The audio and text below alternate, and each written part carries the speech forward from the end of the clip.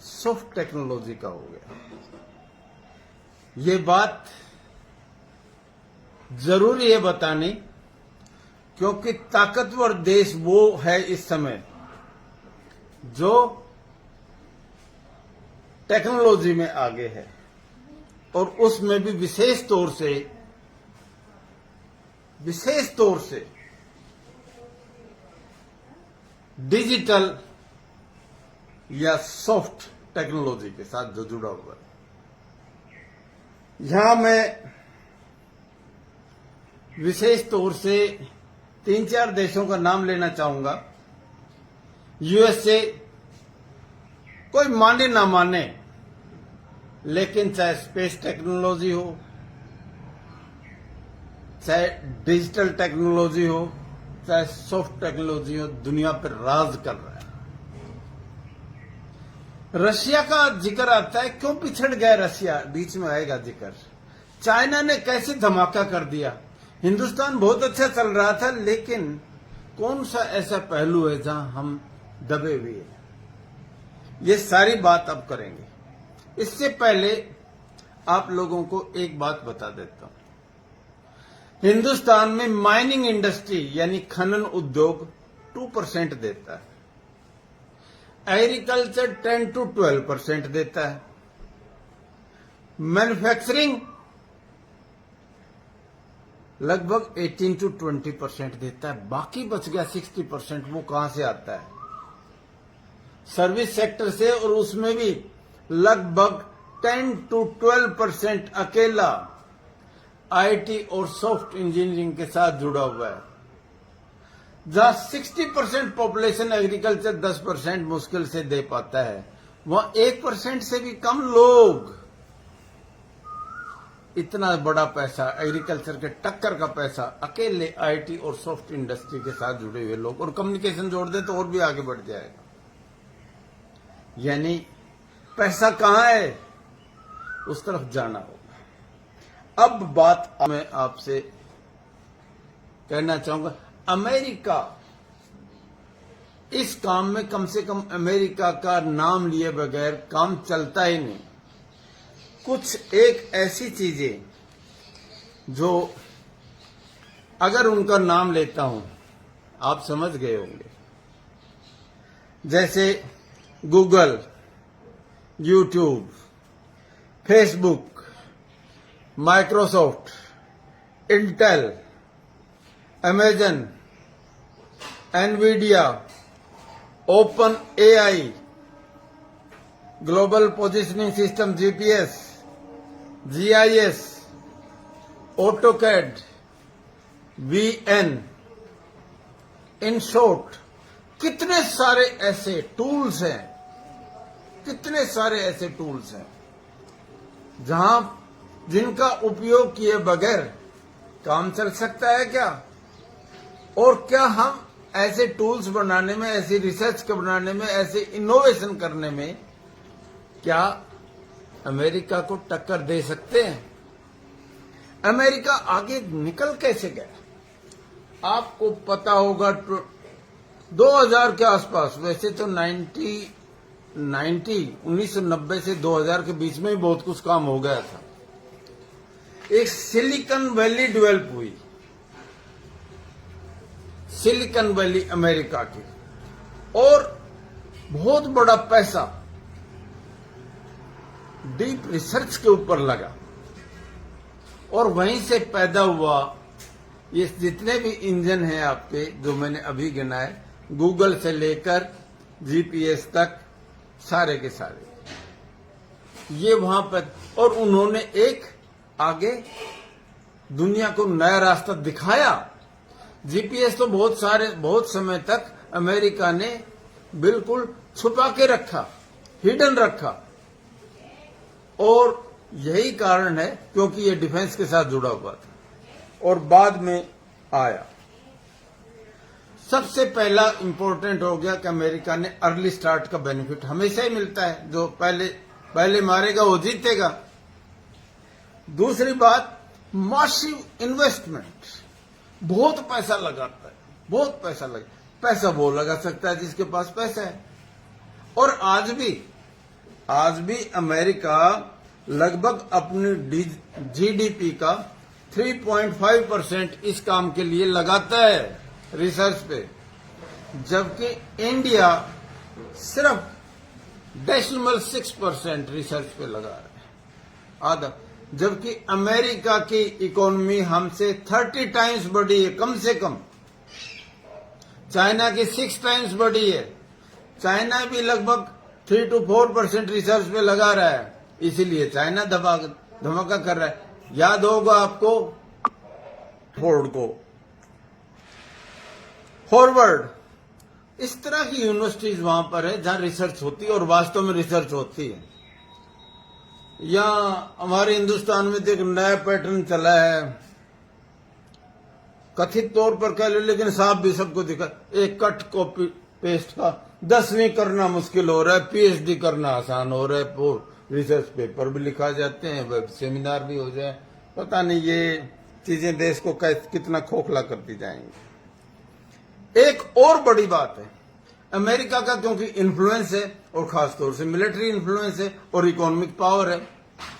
जैसे अभी हिंदुस्तान और पाकिस्तान का जो छोटा मोटा झड़प सी हो रही थी, बार बार कह रहे हैं अमेरिका का प्रेसिडेंट कि मैंने सीज फायर करवा दिया, इसका मतलब प्रेशर डाला, और प्रेशर डालने का मतलब यह है एक्सेस है, मार्केट के ऊपर एक्सेस है। उन्होंने यही कहा था कि हम ट्रेड नहीं करेंगे, यानी धमकी दे दी व्यापार की, आर्थिक, और इस ताकत के सामने कोई नहीं टिक पाता।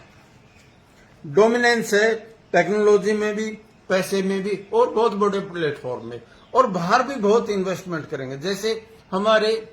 जैसे बेंगलुरु को सिलिकॉन वैली ऑफ इंडिया कहते थे, इसी तरह उसके बाद दूसरी जगह आई, हैदराबाद आया, चेन्नई आया, पुणे आया, नोएडा आया, गुड़गांव आया, और अब और छोटी छोटी जगह भी होने लगे हैं काम। लेकिन वैसा काम खास तौर से नए प्लेटफॉर्म देने में, नई रिसर्च करने में और काम करना पड़ेगा।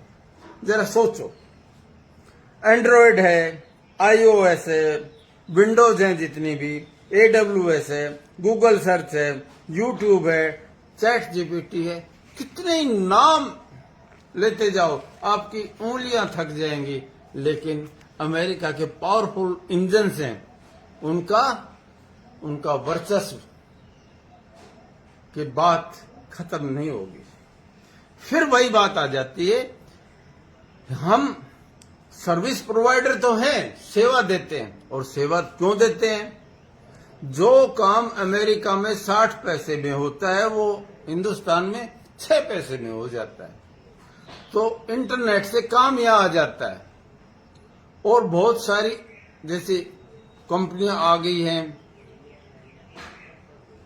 हेवलेट पैकर्ड है, IBM है, सब तकरीबन, और वो बैक ऑफिस काम इंडिया से लेते हैं। अब नए देश भी आ गए हैं, जैसे फिलीपींस है, इंडोनेशिया है, वियतनाम है, ये हमको थोड़ा थोड़ा चैलेंज देने लग गए हैं इस काम में भी। अब हिंदुस्तान में ऐसी क्या वजह है जो हम थोड़ा पीछे रह गए? ये धमाका करने वाली चीज थी, हम ठीक ठाक चल पड़े थे, लेकिन है क्या बात? असल में पहली चीज है लैक ऑफ ओरिजिनल प्रोडक्ट। जो मौलिक डीप रिसर्च, अच्छी रिसर्च की क्वालिटी का काम यहां हिंदुस्तान में होता नहीं, होता है तो रिकॉग्नाइज नहीं होता, और सब कुछ लग रहा है लेकिन एक दूसरे की खिंचाई पे लग रहा है। इससे क्या होगा? हमारे बहुत सारे अच्छे साइंटिस्ट विदेश में चल रहे, कितने CEO अमेरिका के IT इंडस्ट्री में, सॉफ्ट इंडस्ट्री में लगे हुए हैं, और इनका नाम भी मैं बताऊंगा आप लोगों को। दूसरा यह है, अमेरिका ने पैसा लगाया, एक इकोसिस्टम पैदा कर दिया, बड़ा पैसा लगाया, ताकतवर देश है, इकोसिस्टम पैदा किया, अच्छे प्लेटफॉर्म है, और सिर्फ व्यापार में सीधा सीधा काम नहीं होता, तजुर्बा भी होता है, नए प्लेटफॉर्म, और रुकावटें भी पैदा की जाती हैं, अच्छे मार्केट भी खोजे जाते हैं। और इसमें वेंचर कैपिटल की बहुत ज्यादा जरूरत थी, पैसा बहुत लगता है। और इसी वजह से सिलिकॉन वैली ग्लोबल जियांट्स हैं, उनके ऑफिस सारे के सारे सिलिकॉन वैली में खुल गए अमेरिका में।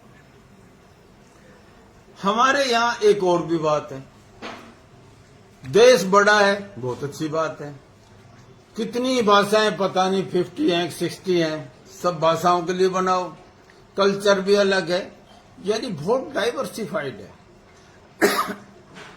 ये भी एक अच्छी भी बात है। और कभी कभी जब यूनिफॉर्मिटी की जरूरत पड़ती है वहां दिक्कत भी आ जाती हैं, कई बार रेसिस्टेंस का भी मुकाबला करना पड़ता है।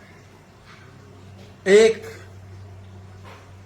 Lack of support from government, वो ब्यूरोक्रेसी है। और एक डिजिटल इंडिया आया, जैसे परिवार पहचान पत्र का एक चल रहा है, ऊपर किसी कंपनी को जैसे सैटेलाइट मैपिंग के लिए दिया, विलेज का मैप बनाओ, म्युनिसिपल कमेटी का, किसी स्टेट ने लागू किया, किसी ने नहीं किया, वो सारा का सारा देश का डेटा नहीं जुड़ पा रहा। और कंपनी कुछ ऐसे आ जाती है, कुछ बीमार कंपनियों को दिया गया, वो फिर दिक्कत आ गई। अब बात क्या है, हमारे बिल्कुल बराबर है। और अमेरिका की तो कोई बात नहीं, चाइना ने धमाका किया, उन्होंने एक फायरवॉल बनाई, बाहर वालों को नहीं आने देते, और अपने इंजन बनाए, जैसे बाइडू बना रखा है, वीचैट बना रखा है। और इन्होंने अभी एक डीप सीक भी का भी नाम बड़ा प्रचलित, आपने सुना होगा। ये चीजें वही बात आ गई, इकोसिस्टम पैदा करने के लिए बड़े इन्वेस्टमेंट की जरूरत पड़ती है और रिसर्च की जरूरत पड़ती है। हमारे यहां से बहुत बड़ा हिस्सा टेक्नोक्रेट्स का, जो अच्छे टेक्नो, उनका ब्रेन ड्रेन भी हो गया। जो ग्लोबल ब्रांड्स हैं बहुत सारे, उन ब्रांड्स के हमारे कुछ एक सीईओ, हमारे जैसे पेचई का नाम आपने सुना होगा, ऐसे बहुत सारे और भी हैं। और उन्होंने धमाका कर रखा है दुनिया में। अब बात आ जाती है कि हिंदुस्तान को करना क्या। हम ओरिजिनल प्रोडक्ट हमारे पास नहीं है, लेट स्टार्ट है, वेंचर कैपिटल की भी कमी है, फ्रेगमेंटेड मार्केट भी है, लैक ऑफ अर्ली सपोर्ट भी है, और हमारी प्राथमिकताएं दूसरी भी हो जाती हैं।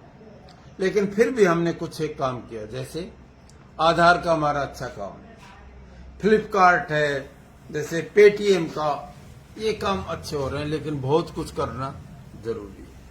हमको अपने ताकतवर सर्च इंजन बनाने होंगे।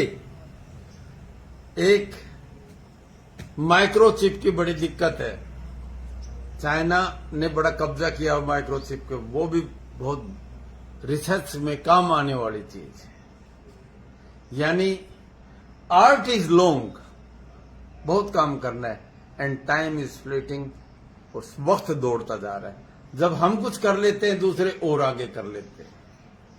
हमको नई रिसर्च के साथ काम करना पड़ेगा अगर हमको ग्लोबल लीडर बनना है। ये बड़ा देश है, हम इकोनॉमी अपनी कह रहे तीसरी चौथी, अच्छी बात है, लेकिन उसको पॉपुलेशन डिवाइड करते हैं तो आज तक देखिए आप लोग, सच बात ही है, देश का 100% पॉपुलेशन में से 2 से 3% पॉपुलेशन ही थोड़ी स्किल है। और उसमें से हमारा बढ़िया जो है, बढ़िया जो काम करने वाले लोग हैं वो बाहर चले जाते हैं। और जाएंगे भी क्यों नहीं, नहीं तो ब्रेन ड्रेन अगर नहीं होता तो brain remains in the drain. Bharat का आदमी विदेश में जाकर धमाका करता है, यहां क्यों काम नहीं करता? क्योंकि ऑब्स्टेकल है, और सबको पता है ऑब्स्टेकल कहां है। ऑब्स्टेकल है ब्यूरोक्रेसी में, ऑब्स्टेकल है बहुत बार ऐसा हो जाता है पॉलिसी पैरालिसिस हो जाती है, सरकार ने निर्णय नहीं ले पाती।